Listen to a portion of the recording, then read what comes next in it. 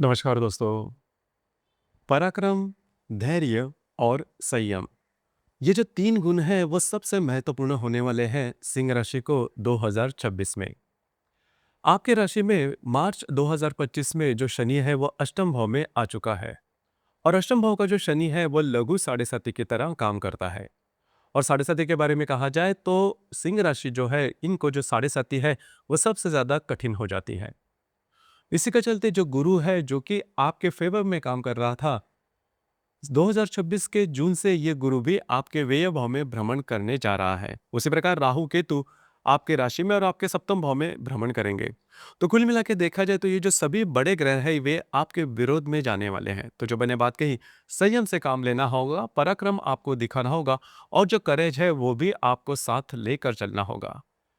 अब यहाँ पर हम चर्चा करेंगे कि हर एक महीने में जो बातें हैं वो किस प्रकार से हो सकती हैं। ऐसी कौन सी बातें हैं जिस पर अमल करना आवश्यक है, ऐसी कौन सी बातें हैं जिस पर ध्यान देना आवश्यक है, कौन से निर्णय आपको लेने हैं, कौन से निर्णय आपको टालने हैं, सभी के बारे में डिटेल में चर्चा इस वीडियो में हम करने वाले हैं।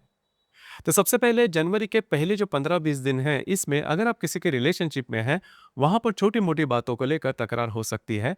यह तकरार थोड़ी बढ़ भी सकती है। हालांकि जो गर्भवती महिलाएं हैं, उन्होंने खुद के स्वास्थ्य के बारे में इन दिनों में ध्यान देना बहुत ही ज्यादा आवश्यक होगा।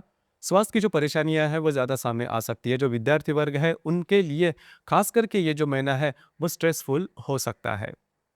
उसी प्रकार करीबन संपूर्ण जनवरी के 15-16 तारीख के बाद का जो समय है, उससे लेकर संपूर्ण जो फरवरी का महीना है, इसमें आपको स्वयं के स्वास्थ्य के बारे में ध्यान देना होगा। खास करके जो भी आपका कार्य क्षेत्र है, उससे रिलेटेड किसी भी प्रकार के महत्वपूर्ण निर्णय नहीं लेना। अब यहाँ पर जो सूर्य ग्रहण है वो 17 फरवरी को होने वाला है। अब ये जो सूर्य ग्रहण है, इसका जो प्रभाव है वो आपके राशि पर खास करके देखा जाएगा, क्योंकि इस साल के जो भी ग्रहण होने वाले हैं वे आप ही के राशि में और आपके सप्तम भाव में इसका जो प्रभाव है वो खास करके देखा जाएगा। तो करीबन जो फरवरी का महीना है या फिर जो मार्च का महीना है, इसमें किसी भी प्रकार के महत्वपूर्ण निर्णय नहीं लेना, आप मिसलीड हो सकते हो। तो इन चीज़ों पर आपको बहुत ही ज़्यादा गौर करना होगा। उसी प्रकार खास करके मार्च महीने में रवि, मंगल और राहु, ये जो तीनों ग्रह हैं, ये आपके सप्तम भाव में भ्रमण करने जा रहे हैं। तो यहाँ पर यदि आप विवाहित हो तो आपके जो वैवाहिक जोड़ीदार है उनके साथ छोटी-मोटी बातों को लेकर तकरार हो सकती है। यह तकरार काफ़ी ज़्यादा बढ़ भी सकती है। हालाँकि मिसअंडरस्टैंडिंग इसमें हो सकती है। किसी भी प्रकार के ऐसे निर्णय जिस वजह से आपके जीवन की दिशा ही बदल जाए, यह जो संपूर्ण कालावधि है इसमें नहीं लेना। अब जो मैंने बात कही कि जो सूर्य ग्रहण है वह 17 फरवरी को होने वाला है और जो चंद्र ग्रहण है वो 3 मार्च को होने वाला है। तो आपके राशि पर इसका जो प्रभाव है वो देखा जाएगा। किसी भी प्रकार के ऐसे फैसले जिस वजह से जिसमें बहुत ज़्यादा रिस्क है, वैसे फैसले बिल्कुल भी नहीं लेना। आपके जो अंदाज है वो चूक सकते हैं। उसी प्रकार करीबन अप्रैल के महीने में अगर देखा जाए तो अप्रैल के महीने में रवि, मंगल और जो शनि है, ये आपके अष्टम भाव में भ्रमण करने जा रहे हैं। इस साल का सबसे अशुभ जो महीना होगा वह अप्रैल का देखा जाएगा। यहाँ पर आपको खुद के स्वास्थ्य के बारे में ध्यान देना बहुत ही ज़्यादा आवश्यक होगा। स्वास्थ्य की जो परेशानियां हैं वो ज़्यादा सामने आ सकती है। आपके जो अंदाज है वो चूक सकते हैं। यहाँ पर खास करके यदि आप किसी व्याधि से पीड़ित है तो उसके अगर थोड़े बहुत भी लक्षण दिखाई देते हैं तो तुरंत काम करना आवश्यक होगा।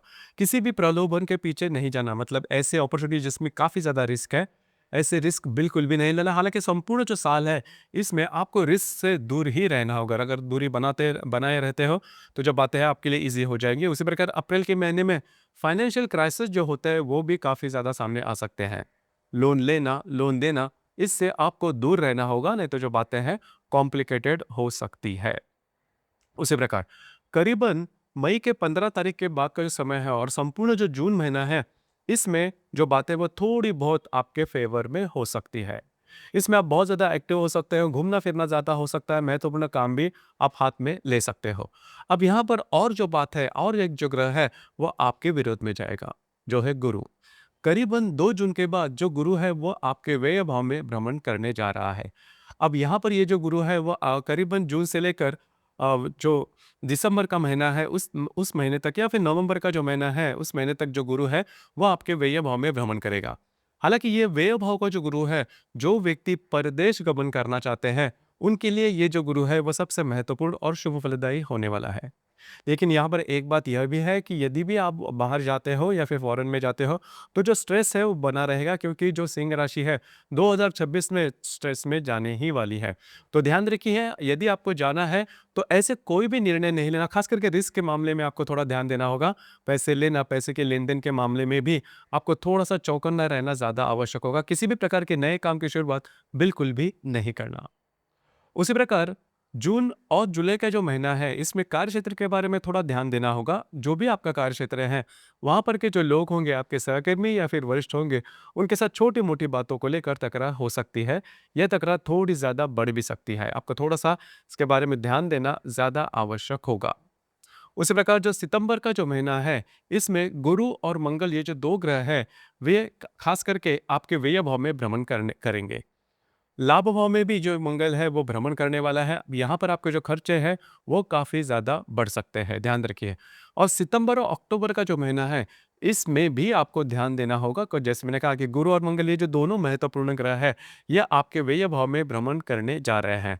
ध्यान रखिए, आप में इस जो यह जो कालावधि है, करीबन अक्टूबर और नवंबर का जो कालावधि है, इसमें आपको घूमना फिरना ज़्यादा हो सकता है। लेकिन किसी भी प्रकार के ऐसे निर्णय नहीं लेना जिस वजह से आपके जीवन की दिशा बदल जाए, या फिर कमिटमेंट प्रोमिसेस से दूर रहना बहुत ही ज़्यादा आवश्यक होगा। एक बात यहाँ पर और एक अच्छी भी आप कह सकते हो कि जो व्यक्ति धार्मिक है, उनके लिए जो समय है वो अच्छा रहेगा, खास करके सितंबर और अक्टूबर का। इसमें धार्मिक स्थल पर जाना या फिर इस प्रकार के कुछ अच्छे अनुभव आपको मिल सकते हैं। करीबन जो नवंबर का महीना है, इसमें जो राहु केतु आपके राशि में और आपके सप्तम भाव में भ्रमण कर रहे हैं, वे आपके व्यय और षष्ठ भाव में भ्रमण करने जा रहे हैं। खास करके जो राहु है वह आपके षष्ठ भाव में भ्रमण करेगा, और जो केतु है वह आपके व्यय भाव में भ्रमण करने जा रहे हैं। हालांकि इसके जो प्रभाव परिणाम है, मतलब राहु और केतु के जो प्रभाव परिणाम है, वो खास करके आपको अगले साल मतलब 2027 में ज्यादा दिखाई देंगे। 2026 के मामले में अगर देखा जाए, तो जो भी ग्रहण के महीने हैं, जैसे कि 17 फरवरी या फिर 3 मार्च, ये जो ग्रहण के पहला ग्रहण होगा, उसके बाद अगस्त का जो संपूर्ण जो महीना है, इसमें भी आपको थोड़ा ध्यान देना होगा। आपके जो अंदाज है वो इस दरमियान चूक सकते हैं। तो ये जो संपूर्ण साल में इसमें एक बहुत थोड़ा ऐसा कालावधि होगा जिसमें आप थोड़ा रेस्ट कर सकते हो, या फिर जो बाकी के जो संपूर्ण साल है वो आपके लिए काफ़ी ज़्यादा हेक्टिक होने वाला है।